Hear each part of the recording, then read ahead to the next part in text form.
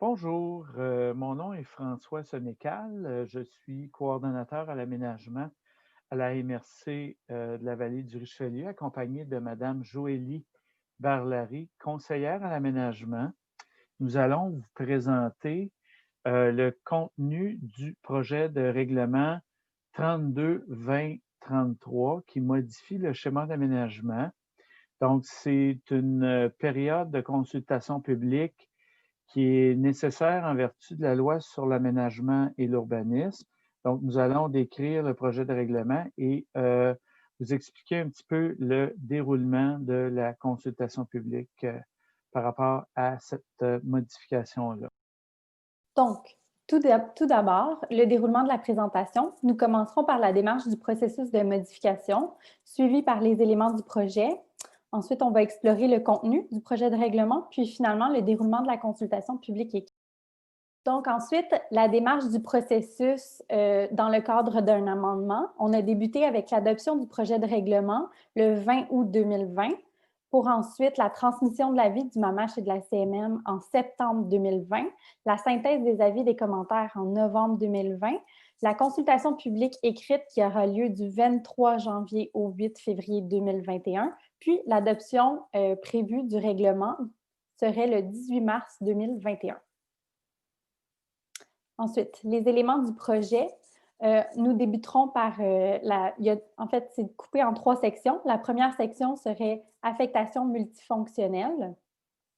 Dans cette section, on retrouve 3 modifications qui est redéfinir les limites de l'aire d'affectation multifonctionnelle MTF5, augmenter la superficie de plancher des commerces de vente au détail, supprimer le plafond de la superficie de plancher de l'usage bureau. Finalement, bonifier la liste des usages commerciaux autorisés dans l'aire d'affectation MTF5. Ensuite, dans la seconde partie, nous verrons introduire les exigences minimales d'intégration paysagère pour les éléments physiques hors sol reliés au transport, à l'entreposage et à la distribution d'hydrocarbures. Permettre à certaines exceptions l'implantation des panneaux réclames le long des autoroutes et préciser les règles de préséance dans l'application des cartes en zone inondable. Dans la troisième section, nous verrons reconnaître les droits acquis dans les affectations conservation, récréation et aéroportuaires en zone agricole. Donc, on débute dans la section 1, l'affectation multifonctionnelle qui touche l'affectation MTF5. Dans l'article 1, à la section A, ajouter les usages suivants à l'aire d'affectation MTF5. Plusieurs usages ont été affectés devant. Donc, on a atelier d'artisanat, vente au détail, on a plusieurs déclinaisons au niveau de la vente au détail. Donc, on ajoute finalement ce qui était prévu au schéma d'aménagement dans la liste des usages autorisés dans l'aire d'affectation qu'on vient de voir, MTF5. Donc, ça, c'est l'article 1. Après ça, on passe à l'article, la suite. Donc, à la section des commerces de vente au détail, on remplace le chiffre 10 000 mètres par 16 000 mètres carrés. Il faut comprendre qu'à l'origine, on plafonnait les superficies de plancher, si on veut, des commerces de vente au détail dans ce secteur-là. On avait auparavant un 10 000 mètres carrés et on propose dans le projet de règlement que ça soit amené à 16 000 mètres carrés avec une latitude de 10 donc, on voit plus bas les dispositions particulières également pour les superficies de plancher des bureaux, parce qu'il n'y a pas juste des commerces au détail qui étaient prévus. Et on avait une limitation de 27 800 mètres carrés à l'origine.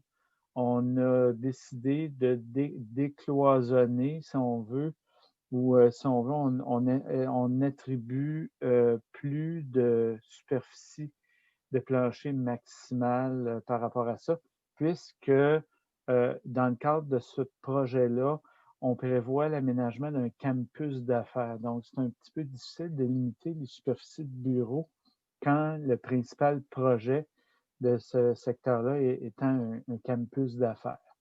Donc, c'est enlevé là, au point C. Par la suite, diapositive suivante, s'il vous plaît. Donc, on l'a dit tantôt, on l'a vu de façon sommaire, mais là, on le voit plus en détail. Donc, une modification de l'aire d'affectation.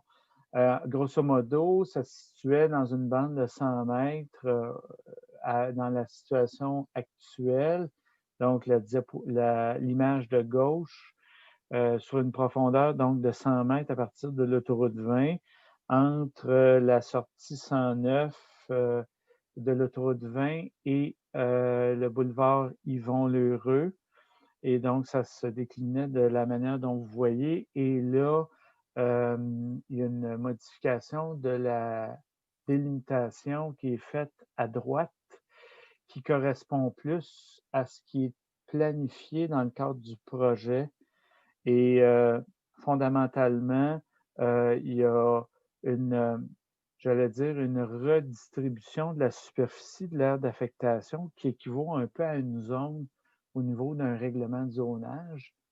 Mais vous voyez là, de façon différente, puisque les grilles de rue à l'époque n'étaient pas encore définitives et maintenant, la planification étant plus avancée du projet, on est mieux, on est plus en mesure de découper avec un niveau de précision plus élevé là, la nouvelle aire d'affectation. Donc, prochaine diapositive. La section 2 comporte les paysages et les éléments de contrainte. À l'article 3, remplacer la définition de zone inondable par la suivante. La zone inondable est l'espace occupé par le lac ou le cours d'eau en période de crue. Elle correspond à l'étendue géographique des secteurs inondés dont les limites sont précisées par l'un des moyens suivants. Donc ensuite, on énumère les moyens finalement qui sont détenus. Donc une carte approuvée dans le cadre d'une convention conclue entre le gouvernement du Québec et le gouvernement du Canada relatif à la cartographie et à la protection des plaines inondables, une carte publiée par le gouvernement du Québec, une carte intégrée au schéma d'aménagement, à un règlement de contrôle intérieur ou à un règlement d'urbanisme, une cote d'inondation établie par le gouvernement du Québec, les cotes d'inondation inclus au schéma d'aménagement dans un règlement de contrôle intérieur ou dans les règlements d'urbanisme. Donc, la section 2, paysages et éléments de contrainte. À l'article 4, le point A, c'est le point C en fait qui est remplacé. Le regroupement des commerces doit être situé dans un secteur d'implantation spécifique tel qu'indiqué à l'alinéa suivant.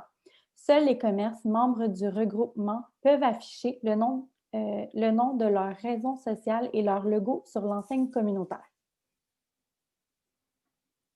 Bon, ça, c'est un article, dans le fond, qui est introduit pour justement mettre la table sur le prochain article qu'on va vous décrire sur les enseignes commerciales communautaires et particulièrement aussi sur les panneaux réclames qui sont dorénavant permis, mais à certaines conditions. La suite de l'article 4, remplacer le point 1 par le suivant. Bien que l'implantation de panneaux réclames soit de façon générale spécifiquement interdite sur tout le territoire de la MRC-VR, ceux-ci pourront exceptionnellement être permis à condition de respecter les critères suivants. Un seul panneau réclame est autorisé par secteur d'implantation indiqué à l'alinéa suivant. Avant son implantation, chaque panneau réclame devra faire l'objet d'une étude d'impact sur le paysage qui devra être produite par un professionnel compétent et selon les règles de l'art. Chaque panneau réclame devra être assujetti à un règlement sur les plans d'implantation et d'intégration architecturale et être approuvé selon les mécanismes prévus à cette réglementation. Après son implantation, chaque panneau réclame devra être entretenu adéquatement et, le cas échéant, être démantelé, y compris sa base après 6 mois consécutifs d'interruption d'affichage. Donc là, on permet les panneaux réclames à certaines conditions. C'est évident que ce n'est pas des objets d'art, les panneaux réclames. Là, ils ont une fonction d'affichage de produits et de services. La différence entre un panneau réclame et une enseigne commerciale, c'est que l'enseigne commerciale affiche la raison sociale sur le site où le service ou le produit se vend, ce qui n'est pas le cas du panneau réclame. Ceci dit, la MRC a fait un choix de le permettre, mais de l'encadrer de façon extrêmement sévère dans certains secteurs en particulier, le long des autoroutes uniquement, dont l'autoroute 20 et l'autoroute 10. Et donc, mais à des secteurs très, très, très ciblés, il n'y aura pas de prolifération, ça ne pourra pas arriver. Et de toute façon, comme vous voyez, il y a un encadrement sévère qui est établi par rapport à ça. Il va y avoir des petits changements dans la version finale, des changements au niveau de la présentation. C'est qu'au lieu de faire référence à cette liste-là dont vous voyez, ça va être mis sous forme de tableau et il va y avoir des précisions additionnelles sur les endroits où ces panneaux réclames-là seront permis, mais on va y revenir un petit peu plus loin à l'article suivant. Ensuite, à l'article 4, la suite, ajouter les enseignes commerciales communautaires et panneaux réclames pourront être autorisés dans les secteurs suivants: l'îlot déstructuré IDC 33, l'aire d'affectation IND 1-8, MTF 5, RES 26, REC 11, puis les plans 33 à 35 et 36 à 37 sont abrogés. Donc, vous voyez, avant, dans le schéma d'aménagement, on avait des plans, donc 33, 35, 36 et 37. Ces plans-là sont abrogés et sont remplacés par une description des terrains qui sont visés par la possibilité d'implanter les panneaux réclames. Dans la version finale du règlement, nous allons raffiner ça davantage. Comme je vous ai dit, ça va être présenté sous forme de tableau. Et il va y avoir un parallèle à faire aussi avec les enseignes commerciales communautaires, ce qu'il n'y a pas actuellement là. C'est un petit peu plus difficile, je dirais, à voir actuellement comment c'est présenté. Ça va être plus simple dans la version finale du règlement. Article 5, ajouter le point D. Des mesures d'intégration paysagère des équipements hors terre qui sont dédiés au transport et à la distribution d'hydrocarbures. Bon, on avait évidemment, on a réalisé à la MRC une étude sur le paysage qui a découlé, comme certains le savent, à un atlas du paysage. Je vous invite d'ailleurs à aller voir sur notre site Internet un très bel atlas, un très bel ouvrage qui a été réalisé par le groupe Milieu. Et vraiment, là, on a vraiment identifié tous les éléments importants du paysage. Et évidemment, il faut que ça se traduise de façon concrète par des mesures pour protéger ce paysage-là sur le territoire de la MRC. On croyait important et, je dirais, urgent d'identifier les éléments les plus significatifs, j'allais dire les perturbateurs du paysage. Il y en a quelques-uns, dont les